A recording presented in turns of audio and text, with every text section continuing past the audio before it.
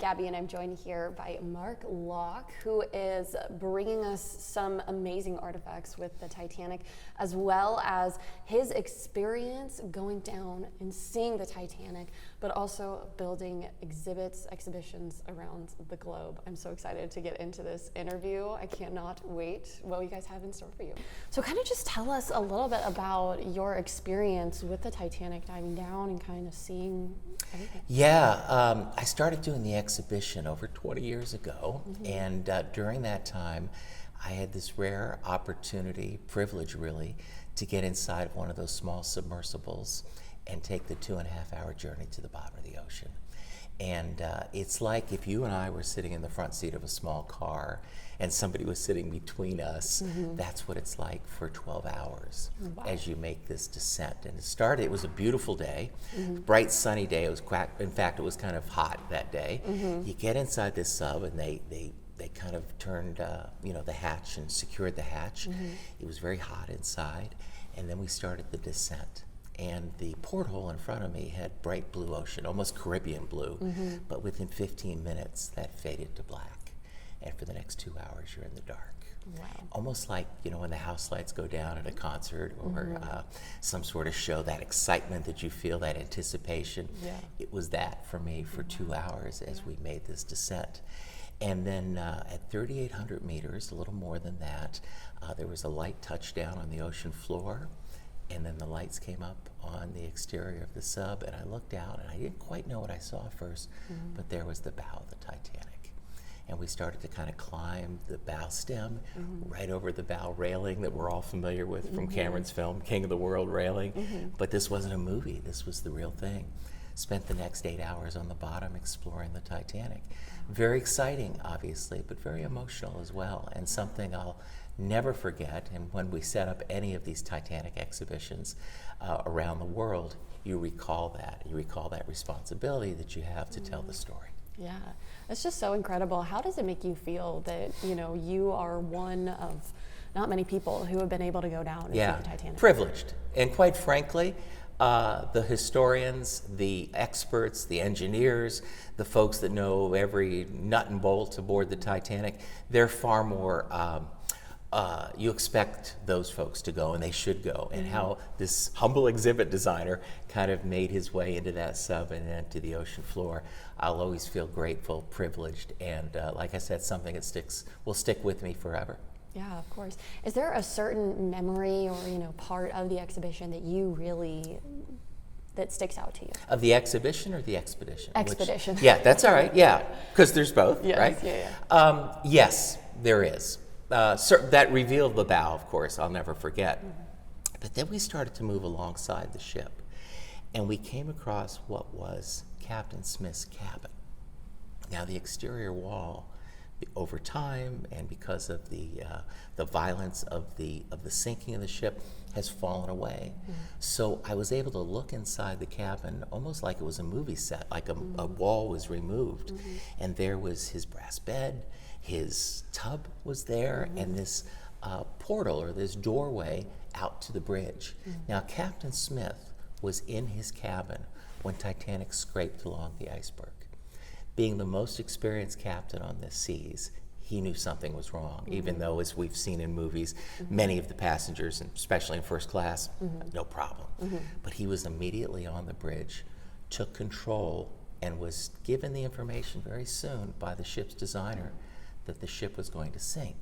And in Cameron's film, this part of the film, Jack and Rose were fictional, but many things were factual. And when Captain Smith asked, what's the story? And Thomas Andrews, the ship's designer, said, the ship will sink. He said, it can't sink, Captain Smith. It's unsinkable, right? That practically unsinkable ship. And Thomas Andrews says, sir, it's a mathematical certainty.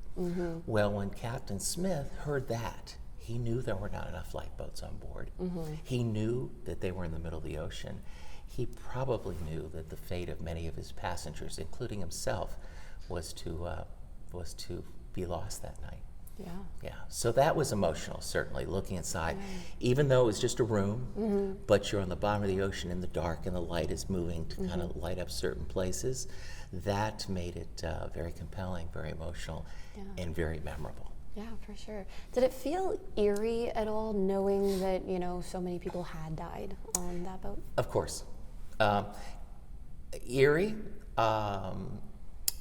emotional, like I said. You had a reverence for the moment and for what happened there. Scientists tell us, you know, there are no human remains. Most of the folks that were lost that night died of hypothermia on the surface. But still, you knew you were in a place that deserved great reverence. Now, that said, there are also moments of great excitement. You know, what am I doing? I'm at the bottom of the ocean looking at the Titanic, because we looked at the bow section. Then we took the journey over to the stern section, because Titanic broke in half near the surface and fell to the ocean floor. So it was very exciting at times and thrilling. Looking at the objects that are on the ocean floor, the ones that are recovered in what's called the debris field, that was exciting too, because at the time those objects, some were being picked up to be seen by the world. Yeah. What was your favorite part of the boat itself? That's interesting, because the exhibition puts you there the day of the sailing. Well, when the ship was being built, and then the day of the sailing, and the excitement that was felt by first-class passengers, the rich and famous in the world, but also the third-class passengers that were immigrants coming to the United States for the first time. All of that is done. We have artifacts, over 350 artifacts in the exhibit, but room recreations, like a third-class cabin, a first-class cabin, a first-class hallway. But my favorite, I guess, is probably an obvious answer, this grand staircase, right? I mean, it was the centerpiece of the ship. The interior designers took great pride in making that a focal point. And when our guests turn the corner and see the grand staircase in front of them recreated in the exhibition, I think they also have that feeling. You can't help but think of Jack and Rose meet you at the stairs, right? But it's also a very compelling and fantastic architectural detail of the interior of the ship. So I think that's a favorite. Yeah, of course. Yeah. Were you able to see the grand staircase or remnants of the grand staircase? No. We'll talk about that later. Yeah. There's something to see of the grand staircase. The grand staircase was on many levels. And when the ship started to go down, air got trapped in different areas of the ship, and that air had to escape somewhere. It escaped through the grand staircase, among other places. So the grand staircase is still inside, and by maritime law, we're not permitted to go inside the ship except for robotic cameras, that sort of thing.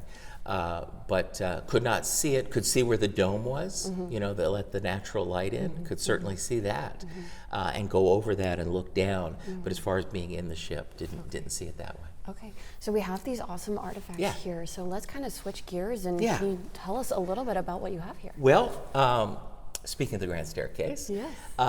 when Titanic sank, most of the bodies, unfortunately, were on the surface that night.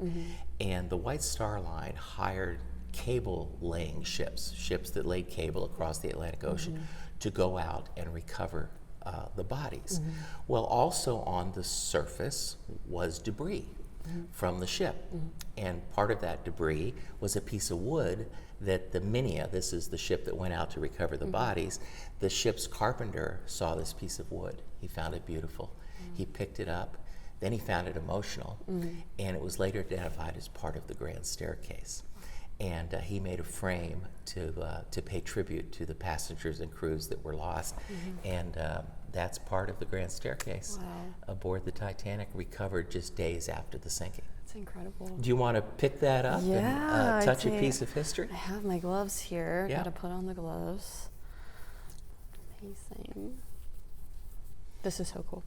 This is what? This is so cool for me. Oh, good. Oh my goodness. Fantastic. Oh my gosh. Wow. This is amazing. Is it oak? I think it's I think it is oak. It's a good question. Do you want to, I know you weren't set, do you want to have her when she actually picks it up? No, that's You're good? Okay. Wow. All right. Do you know like what design this is at all? Like No, it's a floral design, and it was part of the railing, as you can see in this photograph here, the ship's railing. Yes. Yeah, recovered on the ocean surface in the middle of the North Atlantic. Wow, that is just so incredible. Yeah. How does it make you feel that you're able to, you know, be in, I guess, the presence of these artifacts every day? Honored. Unexpected, you know.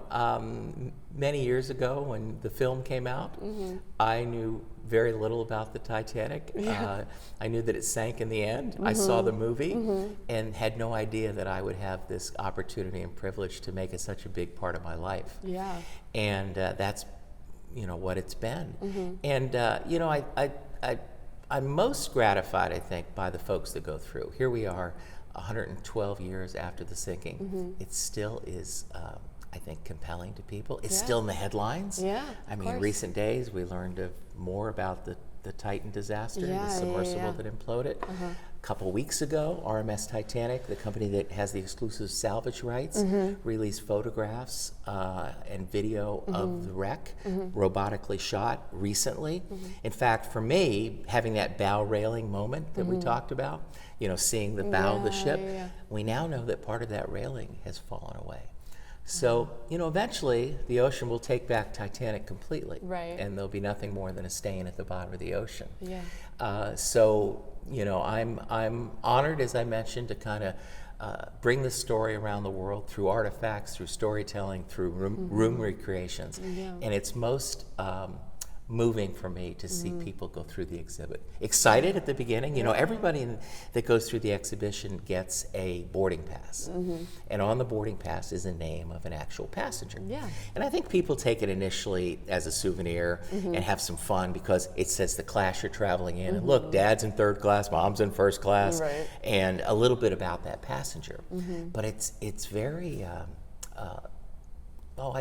it's interesting, but it's also a glimpse inside of what we feel. People go through the exhibition and start to connect with that passenger more than I ever expected. And at the end of the exhibition, there's a wall of all 2,200 names of those that were lost and those that were saved. And people have to look for that name on that wall. And they won't leave until they find it and find out the fate of their passenger.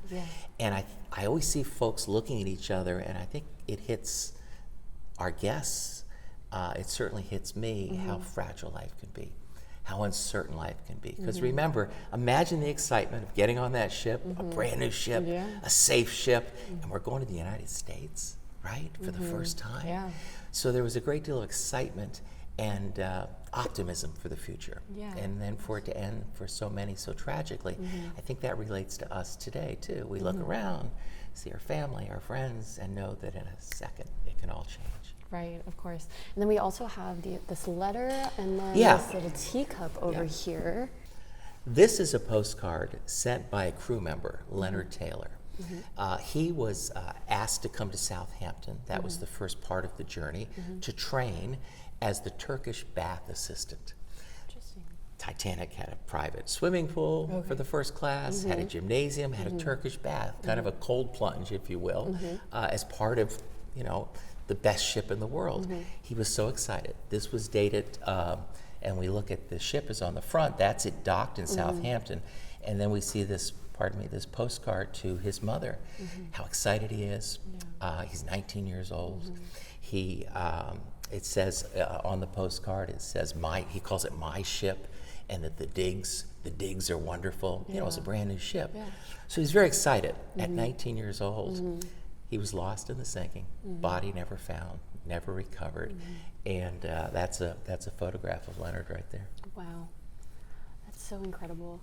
And then this last piece we have over here, we have a little teacup. Yes, with yeah. plate. The China aboard the Titanic, there were 3 classes aboard the Titanic. They each had their own set of china. Wow. Except the first class had 2 sets. And this is the Spode brand cobalt blue and gold teacup and saucer for the promenade decks, the private promenade decks, right? And it wasn't recovered from the ocean floor. well, how in the world do we have it today? Titanic, as I mentioned, left Southampton, then went to Cherbourg, France, then went to Queenstown, Ireland, then set off to the United States. A few people booked from Southampton to Cherbourg or to Queenstown. Okay. All right? And then they were getting off. So they had a short journey. Well, one of the first class passengers saw this China, said, you know what, I really like that. Take it with Yeah, me. exactly. And much like people might take a towel from the Holiday Inn, Yeah. they took this with them. Wow. And of course, when the ship went down, the Titanic sank, it became certainly more notable and more valuable. And we're honored to have it in the exhibition. Yeah, of course. So tell us a little bit now, kind of the exhibition part. How did you get into building these exhibits? Well, the opportunity came out of nowhere. I mean, like I kind of alluded to earlier, I wasn't in the business, the industry of doing exhibitions. Got a random phone call.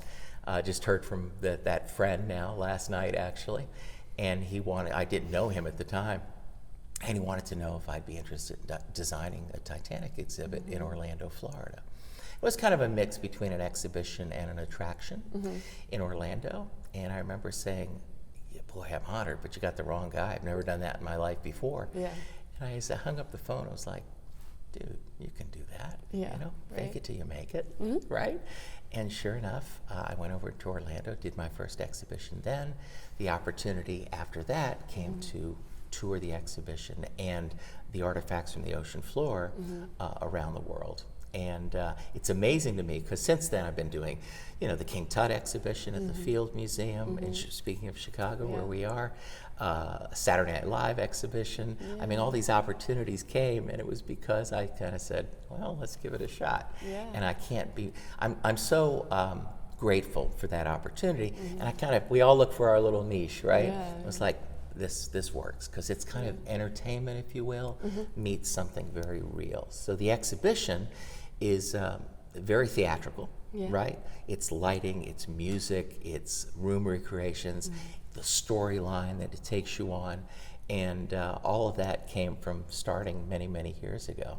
So pretty happy to still be involved, and an unexpected treat to be coming back to the Chicago area with the exhibition. Yeah, of course. And kind of just looking back, on everything that you've done, all the exhibitions that you've done, the expedition that you did, kind of what are, your thoughts, your feelings of it, kind of just looking back on it all? Well, like I mentioned, an unexpected opportunity. I thought my first Titanic exhibition would be my last because I thought it was just a one-off. Yeah. But then for it to turn into many, many, many all around the globe, because people are fascinated with Titanic in every corner of the globe. And then to do other exhibitions as well, many of them right in the Chicago area, in Chicago at the museums there. I have to pinch myself sometimes because it was such a great fit for me, and completely remain grateful for the opportunity and the ongoing, dare I say, career in doing exhibitions. Yeah, of course. I'm John Paul. Thanks for watching. Here's another video for you to watch. Also, please take a moment to subscribe to our channel.